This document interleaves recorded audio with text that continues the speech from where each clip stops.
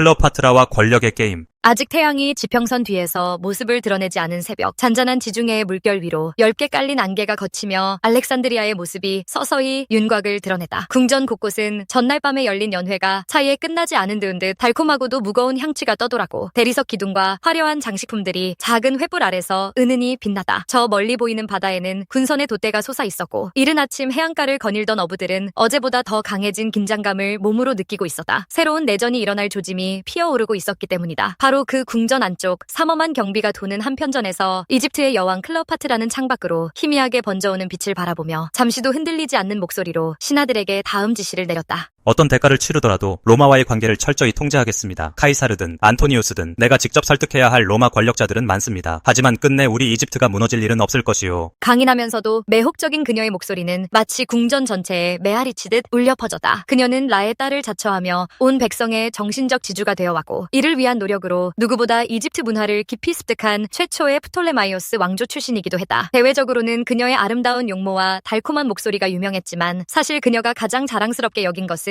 세상을 꿰뚫어보는 예리한 판단력과 외국어 능력이었다. 어린 시절부터 자발적으로 이집트어를 배우고 숱한 고전과 언어에 익숙했던 그녀는 자신의 나라를 지키기 위해 무엇이 필요한지 정확히 알고 있었다. 결국 그녀에게 남은 선택지는 로마의 힘을 자국편으로 끌어들여 쇠락해가는 프톨레마이오스 왕조를 재건하는 일이었다. 클레오파트라는 프톨레마이오스 12세의 둘째 딸로 태어났지만 피 한 방울조차 이집트인이 아니었다. 마케도니아 출신의 왕가에서 태어난 그녀가 어렸을 때부터 이집트어 공부에 몰두했던 이유는 명확하다. 이집트인들의 마음을 사로잡아야만 이 땅을 온전히 다스릴 수 있다고 믿었기 때문이다. 기원전 51년 아버지 프톨레마이오스 12세가 세상을 떠나자 15살 남동생 프톨레마이오스 13세와 공동으로 왕위를 물려받았으나, 이집트의 전통과 관습은 언제나 남성에게 우선권을 주었다. 하지만 클레오파트라는 결코 왕권을 양보하지 않았다. 공문서마다 프톨레마이오스 13세의 이름을 지워버리고 공동으로 주화를 발행할 때조차 그의 얼굴을 새기지 못하도록 막았다. 동생이자 법적으로는 남편이 되어버린 그를 완전히 권력에서 배제해버린 것이다. 그로 인해 두 사람 사이에서 갈등이 커져 내란이 촉발되었다. 겉으로는 급작스러운 사태처럼 보였으나 사실 이집트의 권력이 이미 기울고 로마의 조공을 바쳐야 하는 처지가 되면서부터 필연적으로 벌어진 일이기도 했다. 결국 프톨레마이오스 13세 측 세력이 알렉산드리아에서 쿠데타를 일으키자 클레오파트라는 테베로 도망칠 수밖에 없었다. 그러나 그녀가 숨죽여 낙담하고만 있었던 것은 아니었다. 오히려 기회를 노려 파르티아족의 침략에 맞서 동맹을 요청하러 온 로마 총독의 아들들을 살해하도록 용병에게 명령하는 등 대담한 결정들을 서슴지 않고 내렸다. 그 대가는 혹독했다. 프톨레마이오스 13세 측에서 알렉산드리아를 제외한 전 지역으로 곡물 선적을 금지해버린 것이다. 클레오파트라의 세력을 굶어 죽게 만들어 백성들의 민심을 돌리고 기근을 무기로 써먹으려던 잔혹한 전략이었다. 그러나 클레오파트라는 결코 호락호락하지 않았다. 그녀는 아랍족 용병을 고용하고 여동생 아르시네를 동원해 시리아에 작전 기지를 설치하는 등 치밀하게 맞대응했다. 그리고 상황을 냉정하게 관망하기 위해 예루살렘 근교 아스칼론으로 이동했다. 바야흐로 로마에서는 카이사르가 내란을 일으켜 폼페이우스를 몰아내고 파르살루스 전투에서 정적을 제압한 시기였다. 패배한 폼페이우스는 어쩔 수 없이 이집트로 피신해왔지만 이미 정권을 장악한 프톨레마이오스 13세와 후견인들에게 환영받을 수는 없었다. 결국 폼페이우스는 해안가에 발을 내리는 순간 살해되었다. 이후 로마 보병과 기병을 이끌고 알렉산드리아에 입성한 카이사르는 프톨레마이오스 13세를 쫓아내고 궁전을 장악했다. 문제는 이제 클레오파트라가 어떻게 카이사르에게 접근하느냐였다. 그녀는 시리아 등지에 용병을 두고 있었으나 로마군을 정면 대결로 상대하기에는 불리하다는 사실을 잘 알고 있었다. 결국 색다른 방법을 택하는데 바로 카페 속에 몸을 숨겨 궁전으로 들어가기라는 유명한 일화가 탄생한다. 전설에 따르면 자신을 예물로 위장한 클레오파트라는 카이사르 앞에서 카펫을 펼쳐 보이자마자 매혹적인 모습으로 등장해 그의 관심과 호기심을 한몸에 받았다. 카이사르는 다음날 곧장 왕궁에서 그녀와 프톨레마이오스 13세를 소환했고, 그제야 프톨레마이오스 13세는 자신의 누이이자 아내인 클레오파트에게 완전히 속았다는 사실을 깨달았다. 분노한 그는 알렉산드리아 군중을 선동해 왕궁을 뛰쳐나갔고, 새로운 후견인과 함께 카이사르 및 클레오파트라에 대한 전쟁을 준비하기 시작했다. 클레오파트라와 카이사르 사이에 사랑이 싹텄는지 혹은 서로를 단지 이용하려 했는지는 정확히 알 수 없다. 다만 확실한 것은 두 사람이 각자에게 필요한 목적을 위해 동맹을 맺었다는 점이다. 클레오파트라는 로마의 군사력과 재정 지원이 절실했고, 카이사르는 전쟁 자금을 충당하기 위해 클레오파트라가 빚을 졌다고 주장한 막대한 지원금을 노렸다. 결국 카이사르는 이집트 내전을 진압하고 클레오파트라의 왕권을 회복시켜 주었으며 그녀를 11살 난 남동생 프톨레마이오스 14세와 다시 결혼시켰다. 겉보기에만 전통을 지킨 셈이었다. 내전을 수습한 카이사르와 클레오파트라는 나일강을 거슬러 오르며 호사스러운 축하연을 즐겼다. 그리고 여행 도중 클레오파트라는 임시 임신 사실을 알게 되었다. 훗날 태어난 아기에게 작은 카이사르, 즉 카이사리온이라는 이름을 붙였는데 실제 부친이 카이사르였는지는 여전히 논란이 많았다. 그러나 당시 클레오파트라와 함께했을 가능성이 큰 카이사르가 친부라고 보는 시선이 우세했다. 카이사르는 폼페이우스 잔당을 소탕하러 떠났다가 기원전 46년 로마로 돌아갔고 이듬해 클레오파트라를 로마로 초대해 2달간의 장대한 승리 축하 행사에 참여하도록 했다. 당시 클레오파트라는 로마 시민들 앞에 모습을 드러내며 쇠사슬에 묶여 끌려가는 동생 아르시노의 처참한 모습까지 확인했다. 이후 카이사르는 자신이 로마에서 영원한 독재관이 되고자 하는 야심을 드러냈다. 그리고 클레오파트라를 위해 티베르 강 너머의 호화로운 장원을 내주었고 카이사리온을 공식적으로 자신의 아들이라 선언하기에 이른다. 이 모든 일은 로마 시민과 보수파들에게 곱게 보일 리가 없었다. 이미 카이사르는 중혼 금지법뿐 아니라 이방인과의 결혼 금지법까지 폐지하겠다고 공언하며 반발을 더욱 키웠다. 그럼에도 불구하고 클레오파트라는 로마에 머무는 동안 사치를 일삼았고 그녀가 지나가는 곳마다 수많은 시선과 비난이 쏟아졌다. 그러나 이 순간만큼은 그녀가 내전에 유리한 고지를 점령한 듯 보였다. 프톨레마이오스 왕조의 영광을 되살리고 로마를 철저히 활용해 이집트를 되찾겠다는 야심에 한 발 더 다가선 것이다. 그러나 호사스러운 삶은 오래가지 못했다. 기원전 44년 3월 15일 카이사르는 암살당했다. 클레오파트라는 한순간에 강력한 후원자를 잃었고 로마 내부에서는 새로운 권력 투쟁이 벌어졌다. 차기 권력으로 부상한 인물이 바로 마르쿠스 안토니우스와 옥타비아누스였다. 카이사르가 죽은 뒤 로마의 정세는 혼란스러웠고 클레오파트라는 재빨리 이집트로 귀환했다. 멀리서라도 로마의 동향을 살피며 언제든 새로운 동맹이 필요하다면 움직일 작정이었다. 그 기회는 기원전 42년 마케도니아 중심부에서 일어난 필리피 전투에서 열렸다. 카이사르의 암살 세력이 무너지고 마르쿠스 안토니우스가 승리자로 부상했던 것이다. 안토니우스는 페르시아 침공을 준비하면서 재정 지원이 절실해졌고 자연스레 부유한 이집트의 여왕 클레오파트에게 눈길을 돌렸다. 이미 클레오파트라가 14살 무렵 이집트에서 안토니우스와 스쳐간 인연이 있었다고도 전해진다. 안토니우스로부터 초대장을 받은 클레오파트라는 소아시아 타르수스로 가기 위해 유람선을 준비했다. 이때 등장한 것이 역사의 길이 남은 키드누스 강 위의 환상적인 유람선이다. 은으로 만든 노, 자줏빛 데이도치, 그리고 에로스로 분장한 시종과 바다의 요정으로 치장한 하녀들까지 마치 한편의 화려한 극장 같은 유람선에 탄 그녀는 사랑의 여신 아프로디테의 재현이 되어 안토니우스 앞에 나타났다. 안토니우스는 단번에 매혹되었다. 그가 이미 결혼한 몸이었음에도 클레오파트라는 이 모든 상황을 그녀가 원하는 대로 조종할 자신이 있었다. 카이사르만큼 예리한 머리를 가진 인물이 아니라고 여겼기에 안토니우스는 그녀에게 이용하기에 쉬운 남자였다. 왕족 여인에게 각별한 호기심을 보이는 안토니우스의 취향 역시 계산에 들어 있었다. 안토니우스는 얼마 지나지 않아 이집트로 건너와 알렉산드리아에서 클레오파트라와 함께 시간을 보냈다. 이미 그의 아내 풀비아는 로마에서 옥타비아누스와 충돌을 빚으며 정치적으로 분투 중이었지만 안토니우스는 눈앞의 쾌락에 빠져 아내를 사실상 방치했다. 한때 로마로 돌아가 옥타비아누스와 협상을 매듭짓고 옥타비아누스의 누이인 옥타비아와 결혼까지 했지만 결국 페르시아 침공을 위한 자금을 이집트에서 얻고자 다시금 클레오파트라 곁으로 돌아왔다. 두 사람은 불같이 뜨거운 관계를 과시했고 마침내 결혼이라는 결정을 내렸다. 이 결혼은 결과적으로 로마 원로원의 분노를 극도로 자극했다. 안토니우스가 그토록 카이사르의 권력을 이으려 했으면서도 로마의 관습을 무시하고 이집트 여왕과 결혼했다는 사실이 크게 비난받았다. 클레오파트라 입장에서도 설사 로마의 반기를 들 수는 있지만 그 대가가 너무 큰 길이었다. 이 선택이 치명적인 오판이라는 사실을 알기에는 이미 늦었다. 안토니우스가 기원전 34년 페르시아 원정에서 크게 실패한 뒤 알렉산드리아로 돌아와 거대한 개선식을 벌였을 때 그는 왕좌에서 클레오파트라와 나란히 앉았다. 왕들의 여왕과 왕 중의 왕이라 칭송받으며 세 자녀와 카이사리온까지 모두를 함께 대열에 세웠다. 이 행사는 옥타비아누스를 자극하기에 충분했다. 옥타비아누스는 안토니우스가 로마의 땅을 이집트에 넘기려 한다는 유언장을 공개하며 로마인들의 분노를 유도했다. 결국 기원전 31년 악티움 해전에서 두 사람의 연합 함대가 옥타비아누스의 로마 함대와 맞붙게 된다. 악티움 해전은 모든 것을 뒤집을 단 한 판의 승부였으나 전투 도중 사기가 꺾인 클레오파트라가 갑작스레 퇴각해버리면서 상황은 최악으로 치달았다. 안토니우스는 그녀를 뒤쫓아 배를 옮겼으나 전투 의지를 잃어버린 함대는 처참히 무너졌다. 패잔병을 거두고 간신히